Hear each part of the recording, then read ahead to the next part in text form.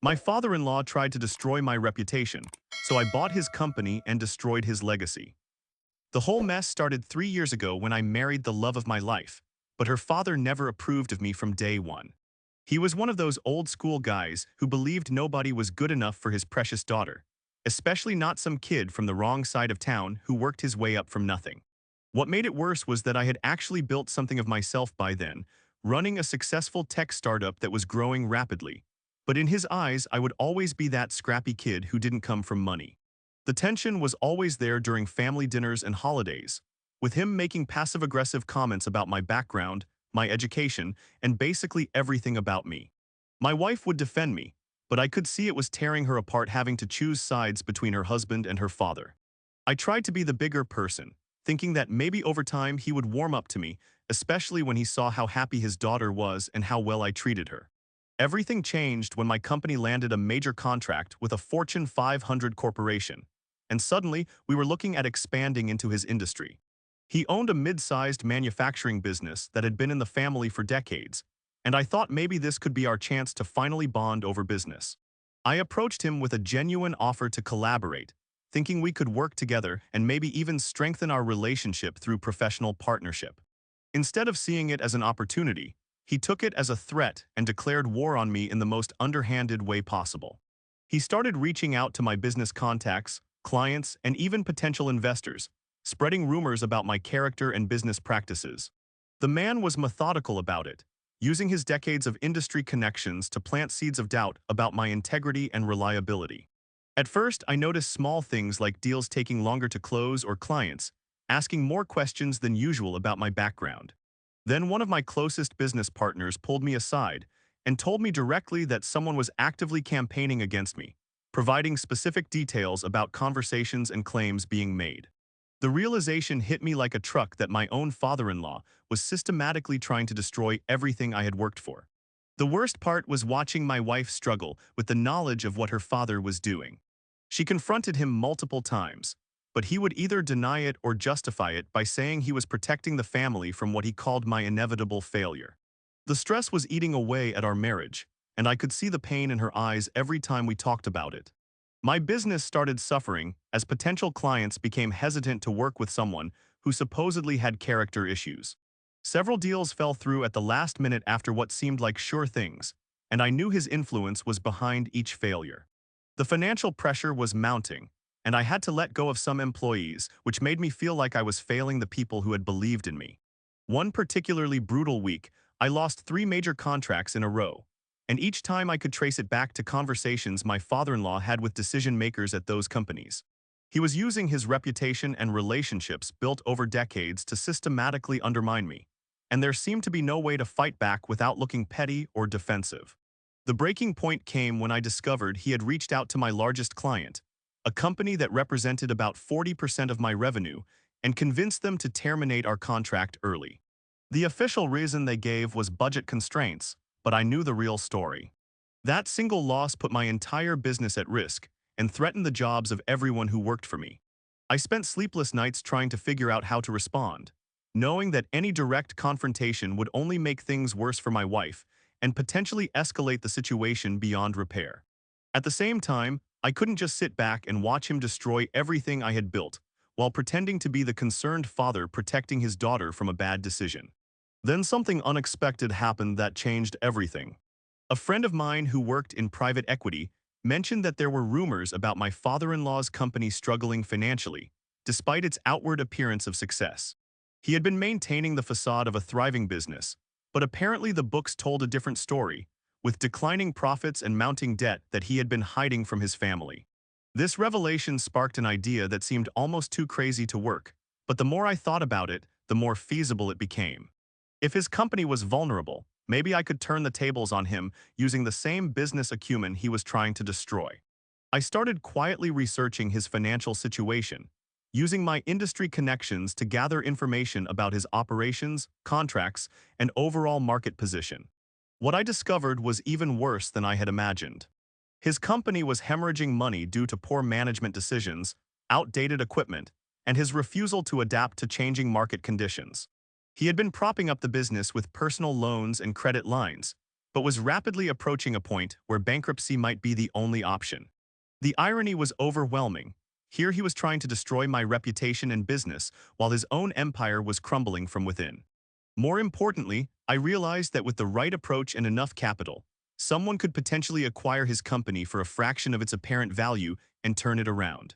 I spent weeks putting together a business plan and financial projections, working with my accountant and lawyer to understand exactly what it would take to make an acquisition offer. The numbers were challenging but not impossible, especially if I could secure the right investors and structure the deal properly. The next step was raising the capital needed to make this happen. I reached out to several venture capital firms and private investors, presenting the opportunity not as revenge, but as a legitimate business acquisition with strong potential for growth and profitability. The key was positioning it as a strategic move to expand into manufacturing while acquiring undervalued assets. After months of negotiations and due diligence, I managed to put together a consortium of investors who were willing to back the acquisition. The total package was substantial, but the potential returns made it attractive to people who understood the industry and could see the value in what we were proposing. The moment of truth came when I made the formal offer to acquire his company. I chose to do it through lawyers and business intermediaries rather than approaching him directly, knowing that his pride would never allow him to accept a deal from me if he knew I was behind it. The offer was fair but firm, with a deadline for response that left little room for negotiation. His initial reaction was predictable outrage at the lowball offer and threats to fight any attempted takeover. But as his lawyers and accountants walked him through the reality of his financial situation, he began to understand that he had very few options. The company was months away from insolvency, and my offer represented the best chance to salvage something from decades of work. The final twist came when his lawyers informed him that the primary investor behind the acquisition was his own son-in-law. The man who had spent months trying to destroy my reputation was now facing the prospect of selling his family legacy to the person he had been working so hard to eliminate. The irony was not lost on either of us. I will never forget the day he signed the papers, sitting across from me in a sterile conference room surrounded by lawyers and financial advisors. His hands were shaking with rage and humiliation, but he had no choice but to accept the inevitable. Decades of family tradition and personal pride were being transferred to the person he considered his greatest enemy. After the acquisition was complete, I faced a choice about what to do with the company and, more importantly, how to handle the situation with my father-in-law. The easy path would have been to fire him immediately and make his humiliation complete, but I realized that would only hurt my wife and potentially damage our marriage beyond repair. Instead, I decided to take a different approach that would be more devastating to his ego while appearing generous to everyone else.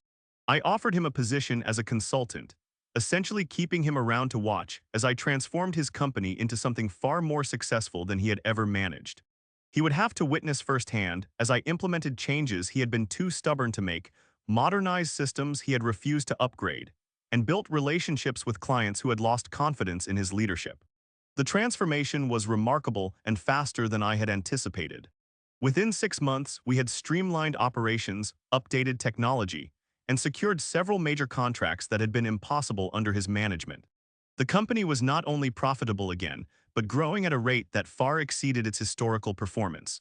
Watching him come to terms with the reality that I had accomplished in months what he had failed to do in years was perhaps the most satisfying aspect of the entire experience. His pride in his business legacy was being systematically dismantled, not through destruction, but through dramatic improvement that highlighted his shortcomings as a leader. The impact on our family dynamic was complex and initially difficult. My wife was torn between pride in my success and sadness about her father's humiliation. She understood that he had brought it on himself through his attempts to destroy me, but seeing him broken and defeated was still painful for her. Over time, however, something unexpected began to happen. Stripped of his company and forced to confront his failures, my father-in-law began to change. The arrogance and condescension that had defined his personality started to crack, replaced by a grudging respect for what I had accomplished. He began to see me not as the threat he had imagined, but as someone who had proven worthy of his daughter through actions rather than words. The process of rebuilding our relationship was slow and sometimes painful, but it was ultimately more genuine than anything we had experienced before. Instead of the superficial politeness that had characterized our interactions, we began to have real conversations about business, family, and what it means to build something meaningful. My wife watched this transformation with amazement and relief, finally able to see her father and husband finding common ground instead of being at war. The stress that had been eating away at our marriage began to fade, replaced by a sense of accomplishment and closure that neither of us had expected. The business continued to thrive under my leadership, eventually becoming one of the most successful companies in the industry. What had started as an act of revenge had turned into a legitimate business triumph that created jobs, generated profits, and built something sustainable for the future. Looking back on the entire experience, I realized that the most important victory was not the acquisition of his company or the destruction of his legacy, but the transformation of our relationship and the strengthening of my marriage. Sometimes the best revenge is not destruction, but demonstrating that you are capable of building something better than what came before. The lesson I learned was that success is the ultimate response to those who doubt you, and that sometimes the people who try to tear you down end up providing the motivation you need to reach heights you never imagined possible. My father-in-law's attempts to destroy my reputation ultimately led to the creation of something far more significant than either of us had envisioned. Today, we work together as partners rather than adversaries, and he has become one of my strongest supporters and advisors. His experience combined with my vision has created a business that honors the past while embracing the future, proving that even the most bitter conflicts can sometimes lead to unexpected opportunities for growth and reconciliation.